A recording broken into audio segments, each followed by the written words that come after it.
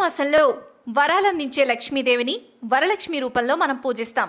ఇక పౌర్ణమికి ముందొచ్చే శుక్రవారం నాడు లేదా ఆ రోజు కాకపోతే శ్రావణ మాసంలోని ఇతర శుక్రవారాల నాడు వరలక్ష్మి వ్రతాన్ని చేసుకుంటాం.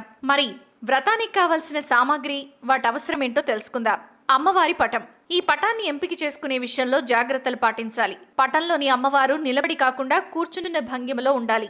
ఆకుపచ్చని చీరతో, వెనకాల కలసంతో, అటూ ఇటూ ఏనుగులతో ఉన్న అమ్మవారి పటాన్ని పూజించడం మంచిది. రాగి లేదా వెండి కలసం, ఇది కలస పూజ కోసం వాడాలి. 2 కొబ్బరికాయలు, ఒకటి కలసం మీద ఉంచేందుకు, మరొకటి అమ్మవారికి నివేదన చేసేందుకు. ఇక 2 జాకెట్ ముక్కలు, ఒకటి కలసంపై నుంచేందుకు, మరొకటి అమ్మవారికి చీరతో పాటు వాయినంగా ఇచ్చేందుకు. ముత్తైదువులకు కూడా జాకెట్ ముక్కలని వాయినంగా ఇవ్వాలనుకునేవారు తమ శక్తి కొద్దీ జాకెట్ ముక్కలను ముందుగానే కొనిపెట్టుకోవాలి. ఇక 2 పీటలను కూడా సిద్ధం చేసుకోండి. ఒకటి అమ్మవారి పటాన్నుంచేందుకు, రెండోది కలసాన్ని పెట్టేందుకు. ఇంట్లో ఒకటే పీట ఉంటే కనుక కలసాన్నుంచేందుకు అరటి లేదా విస్తరాకులను కూడా ఉపయోగించవచ్చు.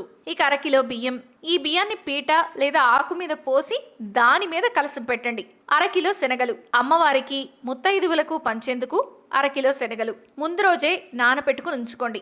యాలుకలు, మిరియాలు. అమ్మవారికి పానకం అంటే ఇష్టం కాబట్టి యాలకులు, మిరియాలు వేసిన పానకం చేసి అమ్మవారికి నివేదించడం మంచిది. పెసరపప్పు. అమ్మవారికి వడపప్పు నివేదించాలి అనుకుంటే, చలిమిండి నివేదించాలి అనుకుంటే బెల్లాన్ని కూడా సిద్ధంగా ఉంచుకోండి. ఎవరి ఆనవాయితీ ప్రకారం వాళ్ళు కుడుములు, పూర్ణం బూరెలు వంటి ప్రసాదాలను కూడా నివేదించవచ్చు. విడి పూలు. అమ్మవారిని 5 రకాల పూలతో అర్చిస్తే మంచిది. 5 రకాలు కుదరని పక్షంలో కనీసం తెలుపు లేదా ఎరుపు రంగులో ఉండే పూలను అందుబాటులో పెట్టుకోండి. అలాగే ముగ్గు వేయడానికి కాస్త బియ్యం పిండి.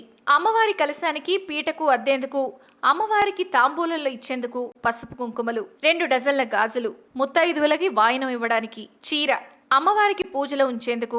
ఇది ఆకుపచ్చ గాని తెలుపు, ఎరుపు లేదా పసుపు రంగులో ఉంటే మంచిది. గంధం. అమ్మవారి పటానికి, ముత్తైదువులకు రాసేందుకు 3 డజన్ల తమలపాకులు. అమ్మవారికి, కలశానికి, ముత్తైదువులకు 3 తమలపాకుల చొప్పున దక్షిణివ్వండి. ఇక 2 డజన్ల చొప్పున అరటిపళ్ళు, ఖర్జూరాలు, వక్కలు, చిల్లర నాణాలు, పసుపు కుంకుమల ప్యాకెట్లు, ఇవన్నీ దక్షిణ ఉంచేందుకు దగ్గర పెట్టుకోండి. పంచామృతం. ఆవు పాలు, ఆవు నెయ్యి, ఆవు పెరుగు, తేనె, పంచదారతో చేయండి.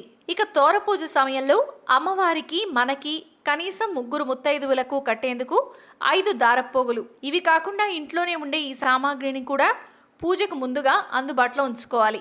అలాగే అమ్మవారికి ఇరువైపులా వెలిగించడానికి 2 దీపారాధన కుందలు, దీపారాధన చేయడానికి వత్తులు. అలాగే అమ్మవారికి తామర వత్తులతో చేసిన దీపారాధన అంటే చాలా ఇష్టం కాబట్టి పత్తి వత్తులతో పాటుగా తామర వత్తులను కూడా కలిపి వెలిగిస్తే ఇంకా మంచిది. ఆచమనం చేయడానికి పంచపాత్ర, ఉద్దరిణి, చిన్న పళ్ళెం. ఇక వీటితో పాటు అక్షతలు, అగరవత్తులు, దీపారాధన నూనె, అగ్గిపెట్టె తప్పనిసరిగా పెట్టుకోండి. ప్రాచీన రహస్యాలు, ఆచార వ్యవహారాలు, శాస్త్రీయ విశ్లేషణల సమాహారం మీ తాళపత్రం. మరిన్ని వీడియోస్ కోసం సబ్స్క్రైబ్ చేసుకోండి. ధన్యవాదములు.